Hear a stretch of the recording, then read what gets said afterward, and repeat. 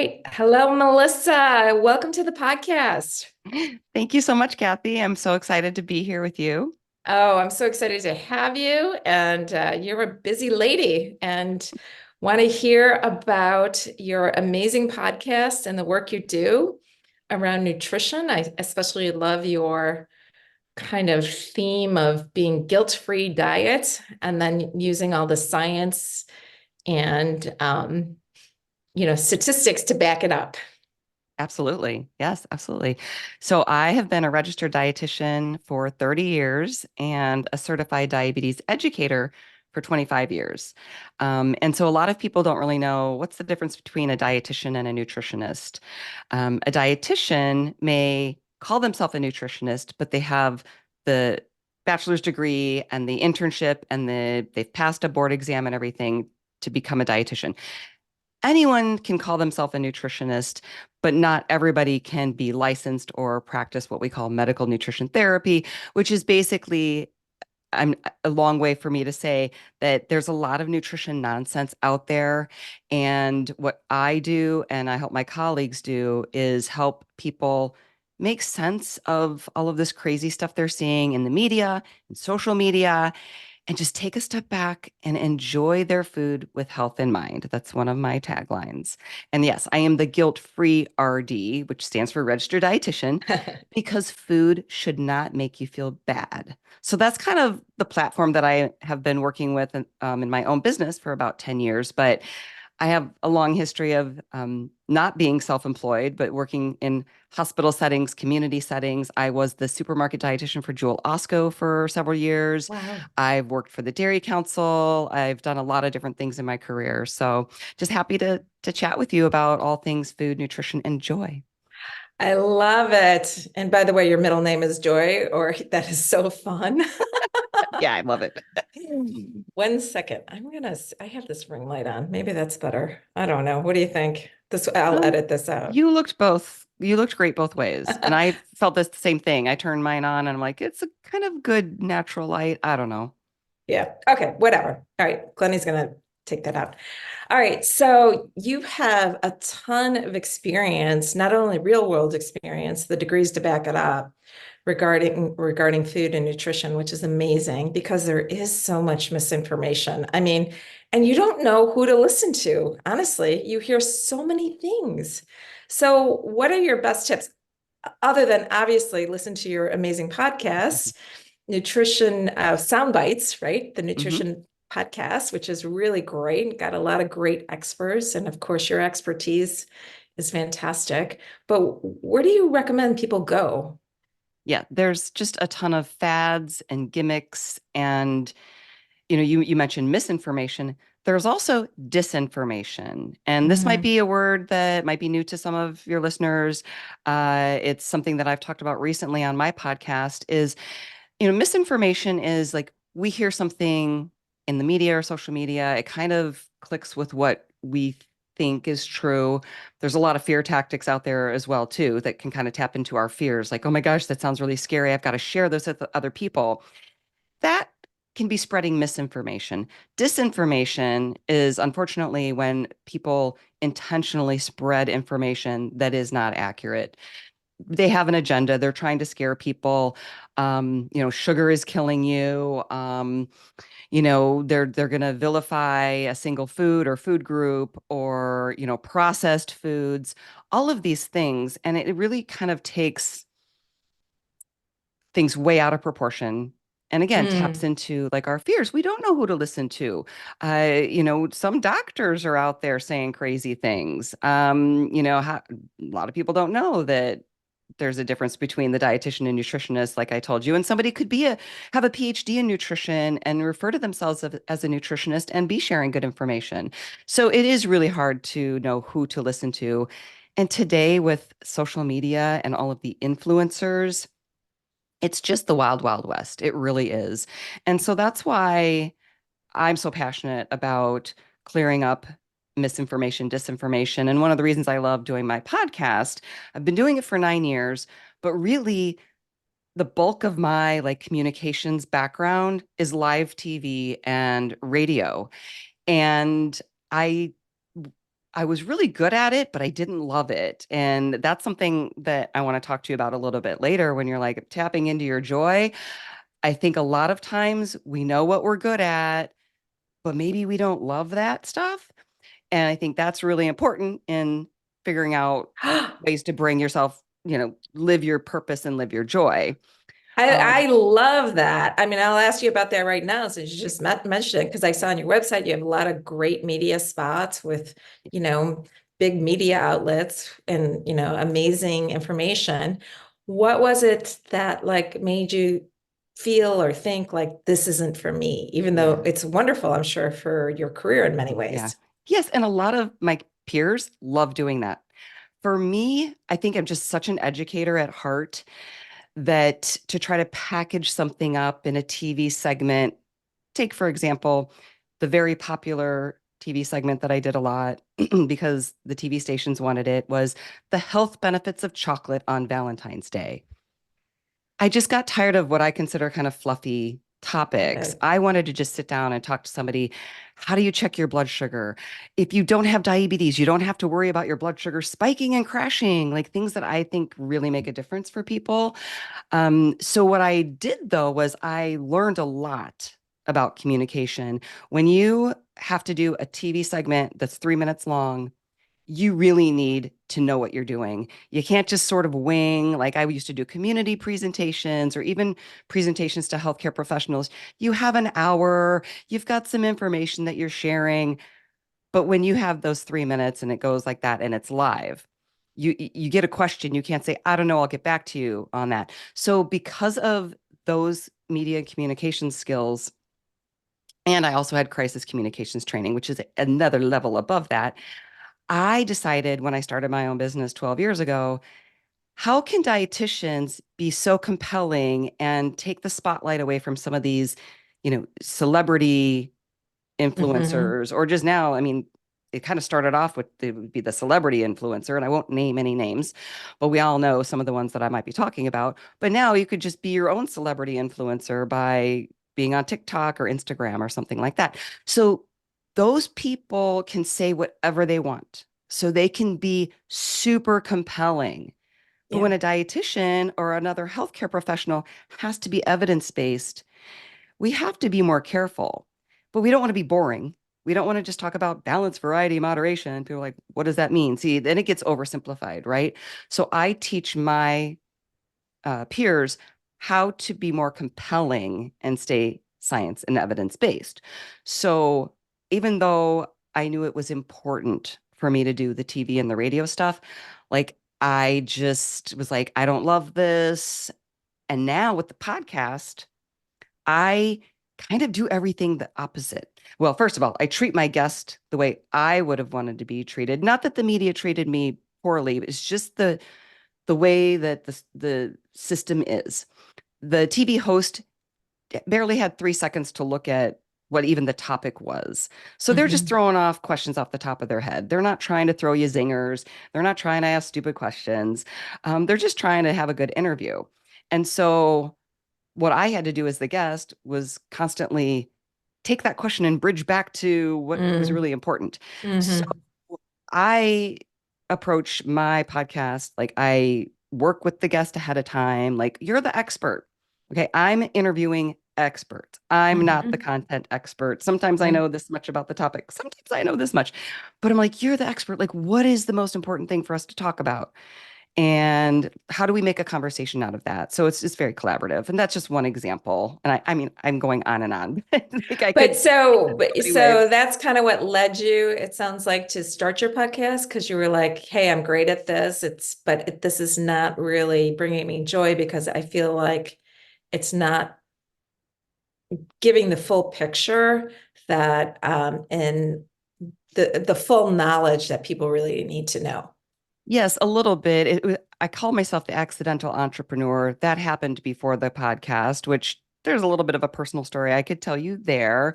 But to answer that question, yes, I felt like I want to sit down and talk at a deeper level, get Mm. into the science. It's really pretty straightforward when I'm sitting with a patient or a client one on one, or even with a small group, that that conversation can be really tailored to their individual needs. But when you do speak to the masses, TV, radio, print, even social media, you're speaking to the masses usually.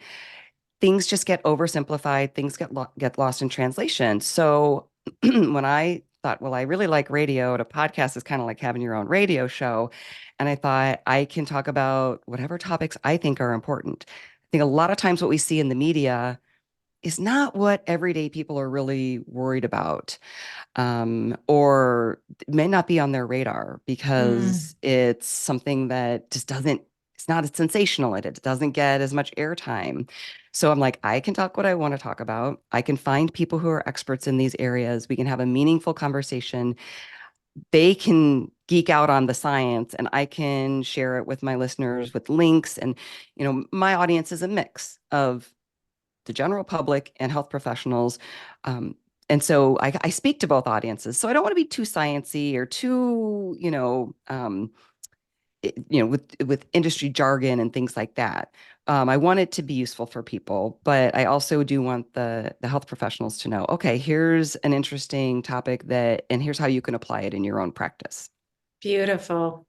And so that's just a great example because so often I so believe when we follow our joy more, it leads to our purpose or purposes. I don't think there's one purpose. Our purposes could be big or small, but that sounds like such a great example of somebody how you have crafted a very successful career kind of following your joy. Is that fair to say? Yeah. It's very fair to say, and that's why when we met and talked, just that whole following your joy. I think it's so important to listen to ourselves. And I think it's hard sometimes to listen to ourselves.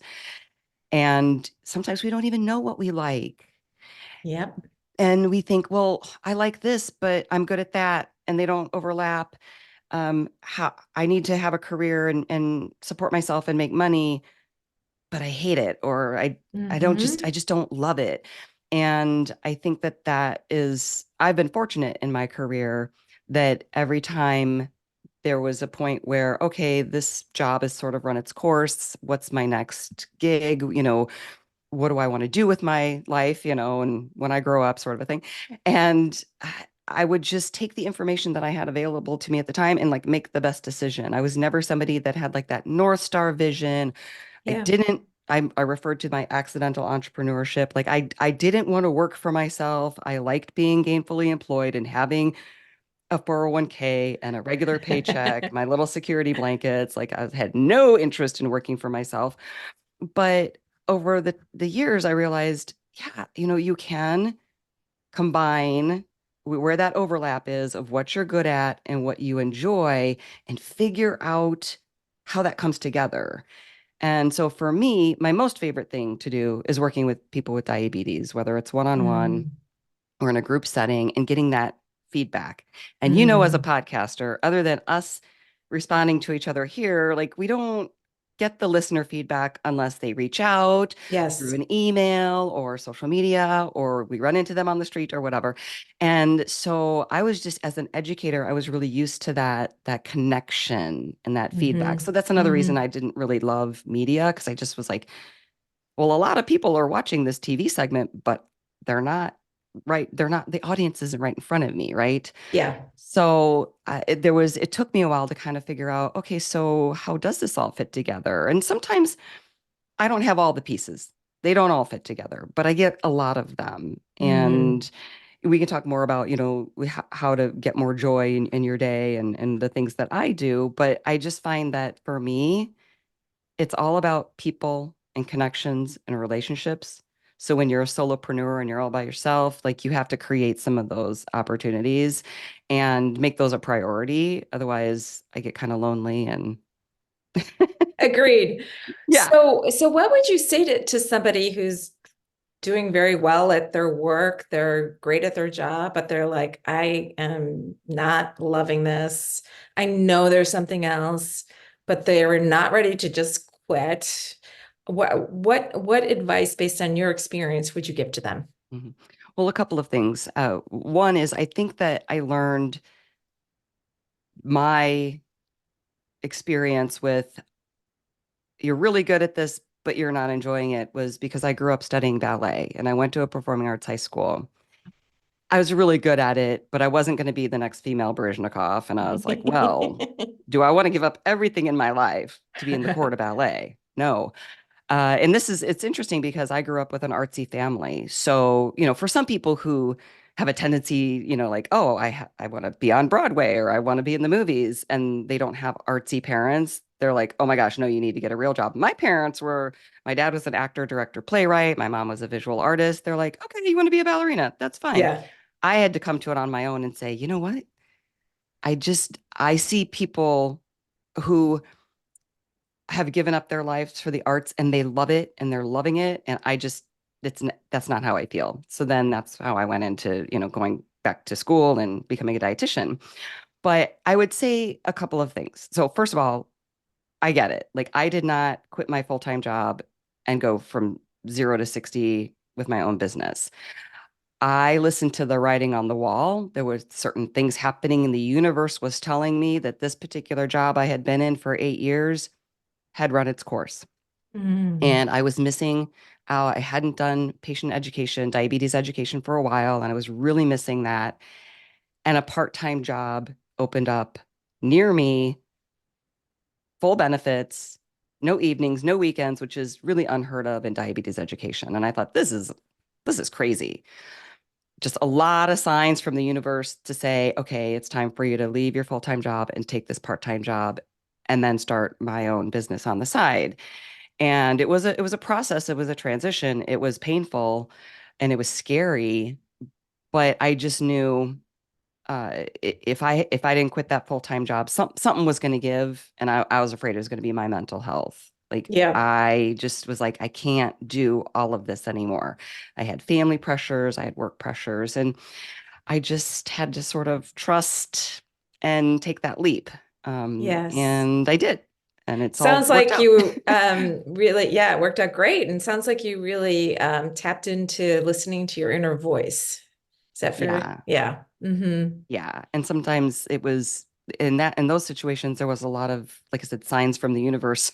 It was more than my inner voice, but I had to trust that I was smart. I had value. I had options. There were things I could do. And luckily, as a dietitian, I mean, worst case scenario, I could always go to some hospital and get some kind of a job. But the great thing about my field is I taught at Kendall College. I taught culinary nutrition at Kendall College. I did consulting with wellness corporations. I did telehealth. Yeah. I mean, I've done a variety of things. There's so many things you can do in my career. So that's also um, helpful if you have like skills or a career that there's a variety of options. You can kind of Right. cobble it together. Yes. What led you to your passion about diabetes? That was just completely by chance. And I mentor a lot of students and a lot of dietitians, and it really is that follow your gut, follow your joy. Hmm. Um, I didn't know I was interested in diabetes. I mean, I'd learned about it in school, but it wasn't until my second job that a coworker went on maternity leave, and we had a Joslin Center for Diabetes. And so I was going to cover her. In order to do that, my boss required that I take the CDE, the Certified Diabetes Educator exam, and pass it. And I'm like, okay, fine, no big deal. Oh, well, I did not pass the exam. It was really hard. And you had Mm. to know a lot of stuff beyond nutrition, pathophysiology, Mm. medications, things like that. And I was like, wow, like I didn't pass. Can I still cover for this person? Yes, you can, but you have to study and take the test. But while I was covering for this colleague, I got to work with this team, the endocrinologists, the nurses, the pharmacists, the patients, one-on-one group classes. And I guess you could say I was a little burnt out on working with people with weight loss and eating disorders because frankly, they're both really difficult to manage. But Mm. with diabetes, I could empower somebody to try a couple little changes and they would see huge improvements in their blood sugars. It's Mm. like magic, right? It's like addictive for me. Like not only can I help them make one little change and realize, oh my God, I can do this. That you know what? That walk after dinner made a huge difference. I'm so jazzed to do that. I can do this. couple that with the fact that there's always new research, there's always new technology, there's always new medication. So it's intellectually stimulating as well. To me, Got it's just it. like the perfect, the perfect recipe. Great. So I bet a lot of well, first of all, diabetes is quite on the rise, isn't it? Yeah, Yes. unfortunately. Yes. But I bet a lot of your tips for diabetes could probably apply to all of us. Yeah. Is that right? So what are some of your Yeah. favorite simple tips that you give to people who may be facing diabetes? And of course, for all of us, whether or we're pre-diabetic or not, Mhm. Yeah. what tips do you like to share? Yeah. Well, first of all, I mean, one of the reasons I became a dietitian is because I remember seeing those late night infomercials with all the crazy fads and gimmicks. And I would say, it's a personal thing for me. In fact, I served as an expert witness on a Federal Trade Commission case with somebody who went to jail for 10 years because of what they were portraying on infomercials. So it may Wow. be a whole nother segment. But So, Melissa, you are the true expert. I'm so excited. that was a really interesting experience. And it just shows you like that's how passionate I am to help people not be taken advantage of. Their time, their money, their their efforts and their Hmm. hopes. They get Hmm. dashed away with all these fads and gimmicks. So I would say nothing has to be extreme. Extreme doesn't work long term. Anything works short term, but extreme doesn't work short term. So you kind of have this trade-off where I can be drastic and see results right away, but how do I live with it long term versus I'm going to be moderate and we'll have to wait for the results. And so that's why it's so hard, whether it's weight or like eating disorders requires a lot of cognitive behavioral therapy because usually at the end of the day, that's not about food. And then like just most people just have like some sort of trouble with their relationship with food. And it doesn't can be just a little tiny thing. It can just be getting in the way. So I would say something extreme, just don't even bother thinking about it. And then I would say, you know, if you take the boring mantra, balance, variety, moderation, and maybe amp it up a little bit. Variety of foods is important because the more variety you get, the more nutrients you get. So there's a reason we want you to have a variety. If you love bananas and you eat a banana every day, that's fine, but it's not going to give you the same nutrients as berries, right? Well, and first and foremost, nobody, literally nobody is getting enough fruits and vegetables. So, most important thing, get some fruit or some vegetable at every meal or snack if you can. The Mm-hmm. other thing is, most people think that those fruits and vegetables have to be fresh and organic. And that is not the case either. We have this elitist view of food sometimes, I think, based out of fear Mm-hmm. that if it's not fresh or organic, we're doing something wrong for ourselves and our families. And I've been on multiple farm tours across the US, Canada, and Norway. You do not have to have organic. You do need to wash, which I mean rinse. They say wash your produce. It's really rinsing your produce with water, whether Mm-hmm. it's conventionally grown or organic. So if you're trying to get more fruits and vegetables in your diet, which we all need to, fresh is great. Juices count. Dried fruits Mm-hmm. count. Veggie, dried veggie chips count. Canned fruits and Mm. vegetables count. You know, there's what else is there? There's frozen. Frozen is awesome. I think people are used to putting the frozen in their smoothies or whatever. So that's like the most important thing you can do across the board, no matter Right, what your because goals like a are. non-organic anything, apple is way better than not having an organic chip. Yes. Yeah. Yes, yes. So that's like across the board. It doesn't have to be extreme and just get more produce in your diet. And also this whole plant-based movement. Our diet really is already fairly plant-based. Um, People that I've interviewed on the show who are experts say we don't need a more plant-based diet. We need better plants. Mm. So we need the fruits, the vegetables, nuts, seeds. Mm. Plants are not just the produce. There's other things Mm. in our diet that are plants as well. So again, the variety piece, which Mhm. we need at every meal. Yeah. Great. Yeah. Any other simple tips? Yeah. And when you say the moderation, what's moderation? I would say, Like I like to have one small piece of chocolate every day. True confession, it's the first thing I have in the morning. But I'm not a dessert after dinner person. Yeah. So this chocolate, it's like a salted chocolate caramel thing. It's 70 Oh, calories. love it. That's way better than an ice cream bar, even that might be 200, whatever calories. Yeah. Like, I'm okay with that. Like, Yeah.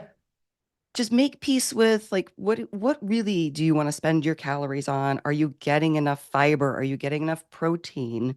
How Hmm. can you get some of those nutrients in your diet? Mm. Especially women, are you getting enough calcium and protein and vitamin D for strong bones and strong muscles? Because you Hmm. want to have an active, fun life, right? Not just because it's good for you or it's healthy, like to what end? Because you want to run around and play pickleball, or you want to be able to, you're traveling, you want to put your suitcase up in the upper bin without having to get help from somebody, like all these real life things. Do you give protein recommendations for people, for women? Or is it based on weight? Like how do you do that?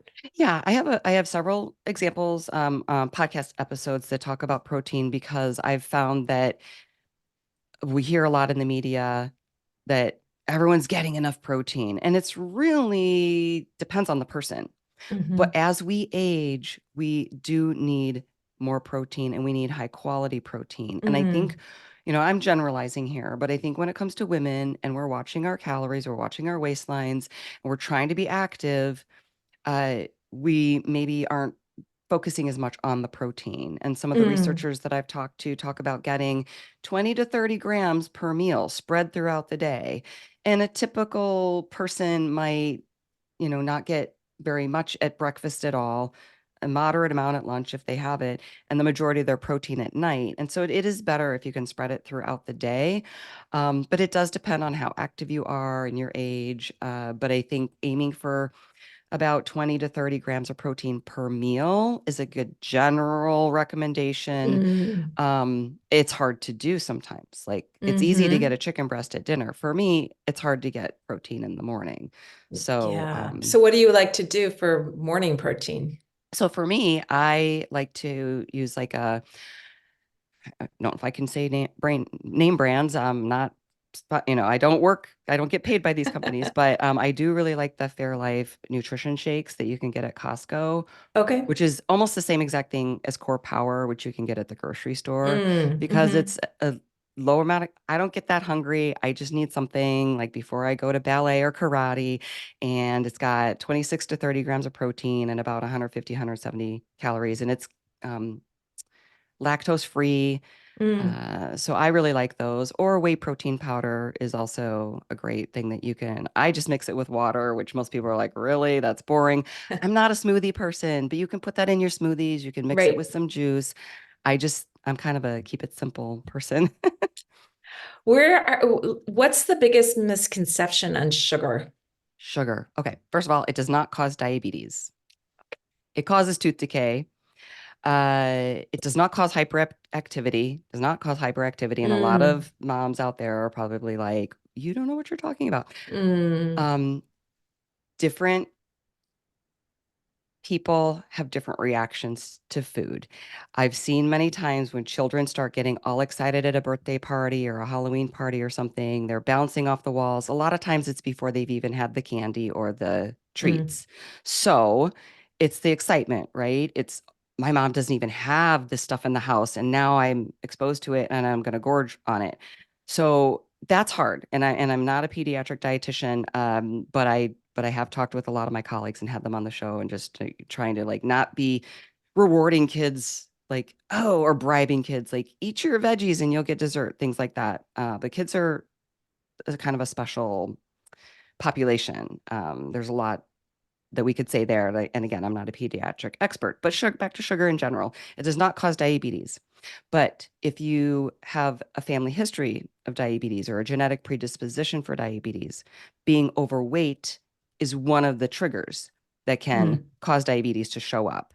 One Mm. is just getting older, one is being Hmm. sedentary. So if somebody doesn't have a genetic predisposition for diabetes, they can get overweight, they can eat sugar all day long, and they won't develop diabetes. Somebody Mm, who does have the genetic predisposition, maybe they can be a little bit overweight. And when they do eat sugar or too much carbohydrate, that can cause problems for them.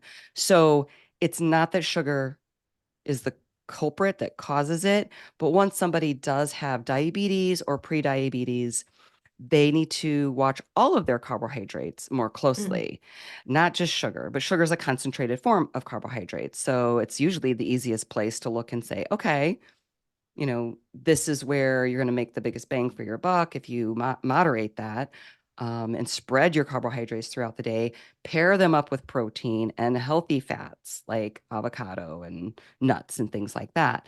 So that's what I would say. I just want people to know carbs are not evil, sugar is not the devil. You got to have some moderation and enjoy, like I say, enjoy your food with health in mind. mm. So is there a recommendation because so many of especially packaged food can have sugar and salt in them?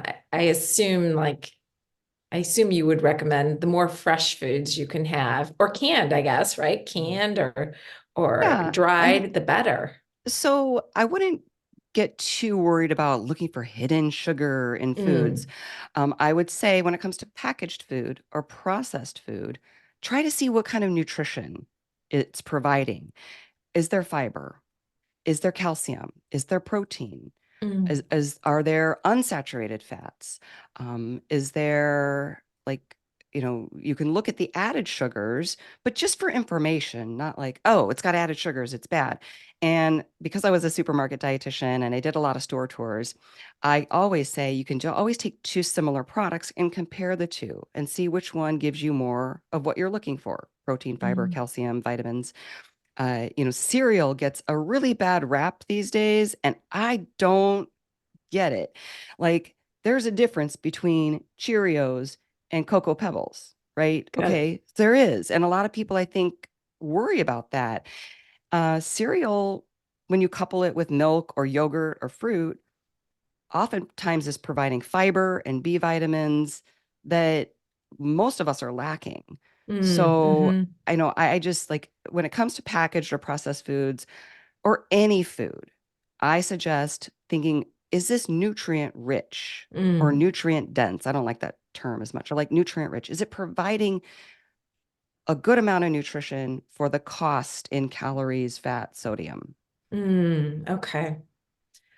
What would you say to somebody who wants to lose five, especially women? I hear this a lot. They want to lose 5, 10, 15 pounds maybe. What's the best way to do that? Yeah. Well, I'll tell you a secret that I learned. And I mean, this sounds so gimmicky. A secret that I learned from one of my guests who is an expert in weight management. He co-founded the Weight Control Registry, which tracks people who have lost weight and kept it off. Wow. And this is something I don't think a lot of people know.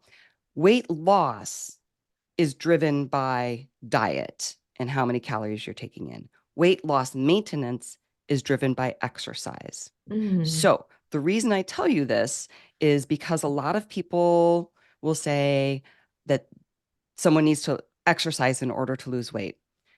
Exercise for health, exercise for fun, exercise for stress management, but don't exercise for weight loss because you'll be disappointed. It mm, can mm. support your weight loss efforts.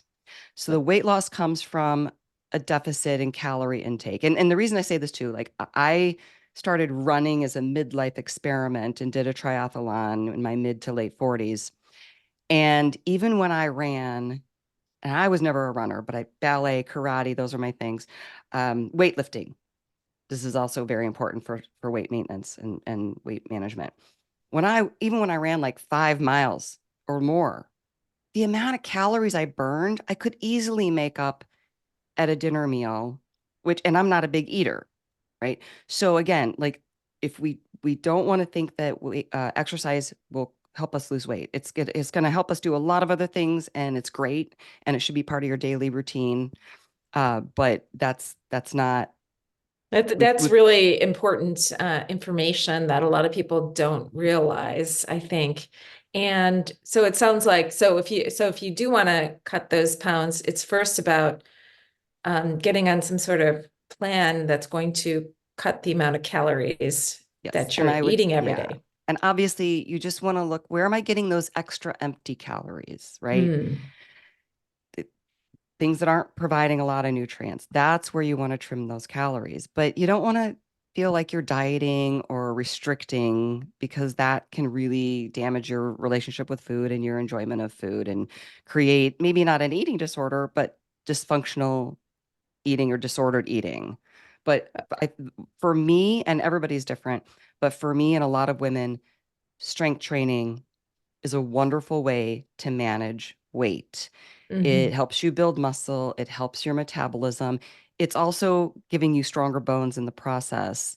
And so for me, that's the only thing that's really been like, you know, significant impact on my weight, the strength training.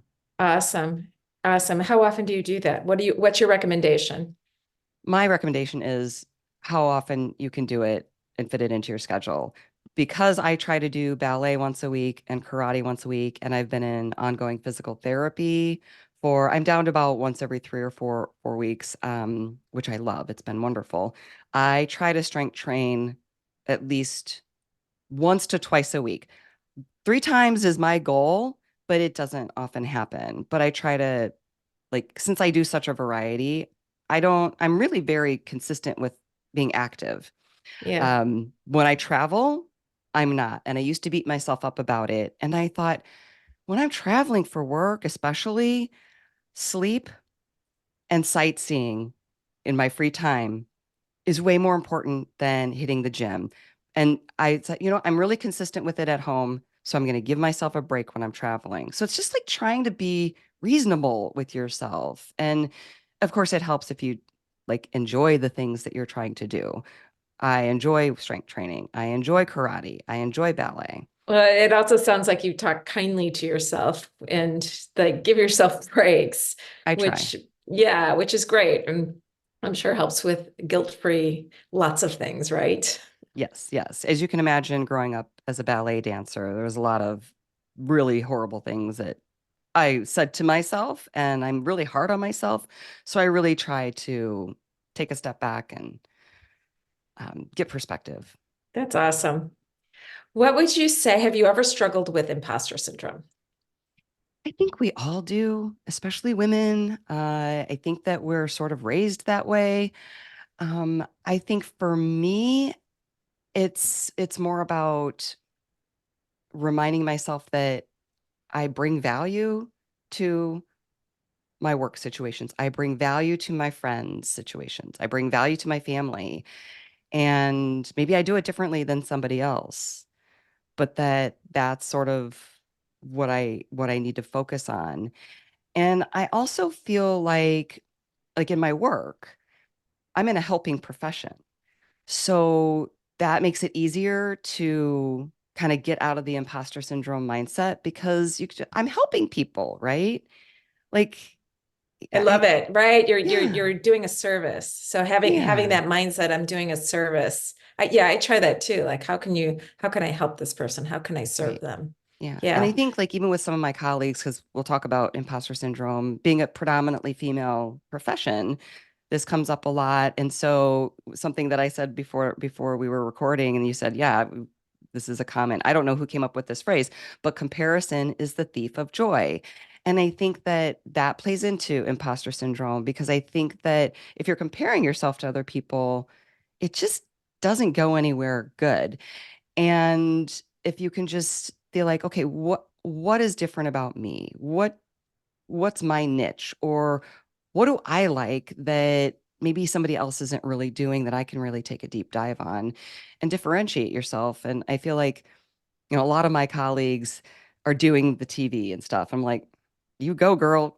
I hate it. A lot of them develop recipes and take food photography.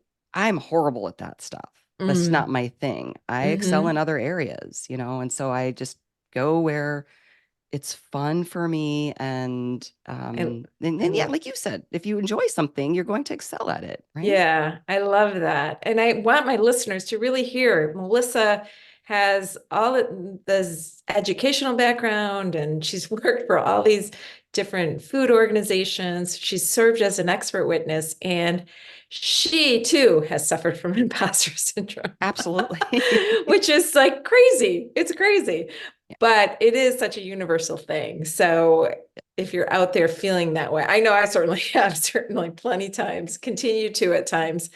And it's a universal thing. And I love your answer about how, just to really know that you do bring value and to take a moment to appreciate that when you're um, doing anything. Yeah, I think if we give ourselves permission and each other permission to just be our authentic self, each one of us just has different gifts and different interests.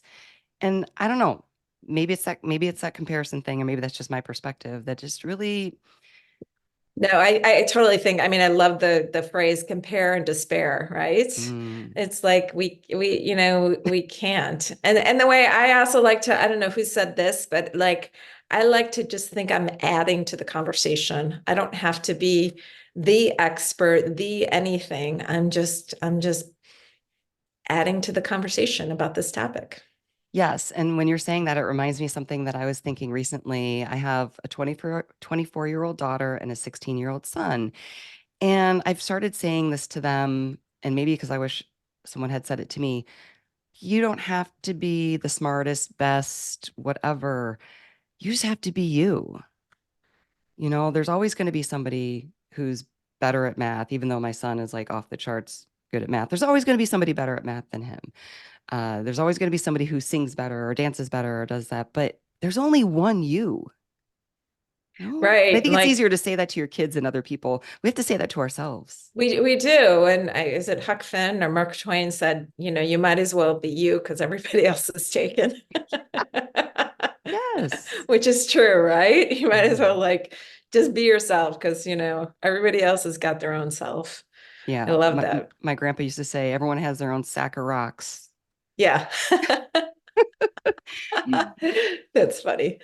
What would your 95-year-old self tell you today? Oh gosh. A lot. I think probably the thing that comes to mind the most would be that I'm on the right track with putting people first, and that really is all about relationships and connection. You can't go wrong with that. And this enjoying some just the little things every day. I I have a tendency to be kind of a serious child growing up, and I think that was because of my early years in my family environment. So I mean, I understand why, but I've enjoyed kind of loosening up and being kind of goofy as I've gotten older. And my husband is always telling jokes. My daughter is hilarious. My son is funny too, and we just like have that environment in our house now, and it just makes day-to-day life so much more enjoyable. Nice. And what do you do for your daily joy? Well, we recently adopted a senior dog, so I'm back to walking in the park every day, which when we lost our other senior dog 6.5 years ago, I thought I'm still going to go and take that daily walk. And of course I didn't. So many other things that, you can do at that time. So that has just been because when you think about really, what do I do every day for joy? That's for sure, because that dog is getting walked every day because, as all dog owners know, it's the best part of the day. And the dog is like, it's a new day. I get a walk. So that's just so much fun. And then, like, just simple things, like even just driving my son to school and listening to his favorite music and sharing that with him, or doing a puzzle with my family, and then of course my ballet and karate and those things that's for me, right? I schedule my work my schedule around those as much as possible. Nice. I love it. What would you tell your 7-year-old self today? Probably I get it, but don't be so serious or fearful. Like, you're Mm. safe. I would tell her, you're safe. Everything's going to be not just fine, everything's going to be awesome. There's some stuff that's going to suck, but I don't know if I could say that and you have to mark your episode explicit. No, it's not. That's not one of those words. So you have to do that. But there's there's some stuff that it's going to be really hard, Yeah, but you'll see on the other side that there's some pretty great stuff too, and that it's all worth it. I love it. That's beautiful. Is there anything else you want to share with our audience that we didn't talk about that, or I should have asked you? Can I look at my notes real quick? Yeah, sure. Um, oh, I'm also, did I tell you I'm playing the drums? No, how fun. Okay, that's okay. I'll answer that question then. Yeah. Okay. So is there anything else that we haven't talked about that you want to share with our audience? Yes, I forgot to mention that about a year ago, I started playing the drums. And so I would say you're never too old to learn something new. And maybe learning is like my secret fountain of joy. I just love learning. I never played an instrument. I can't read music, but I think with my dance background, there's some benefit like with learning the drums. There's counting, there's rhythm. I'm just having so much fun with it.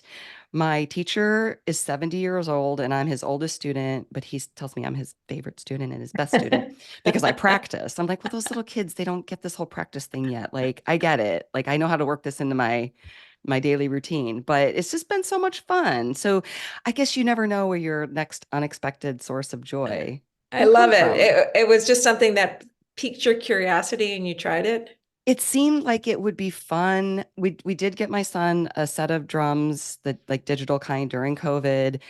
He never really took to them. They've been kind of sitting there. And I love live music. Again, during the pandemic, like I really realized hearing and seeing live music, which nobody could do at that time, I really missed that. I'm like, Yeah. that's a great source of joy, live music or just any music. And so I just found myself in the car thinking, this drumming sounds fun. And then I thought, it's probably really hard and it might not be fun at all. But I thought, well, I'll give it a try.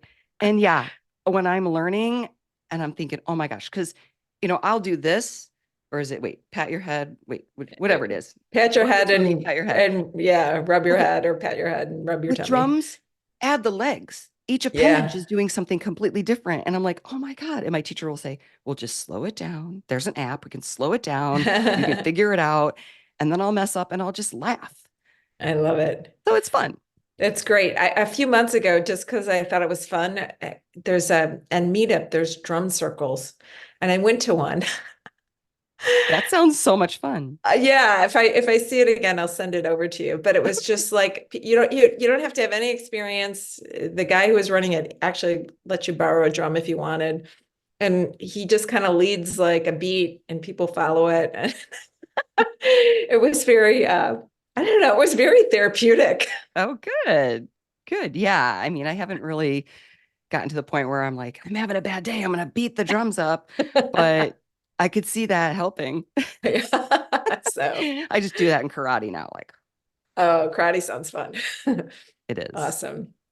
Great. Well, where can our listeners find everything about you and where should we direct them?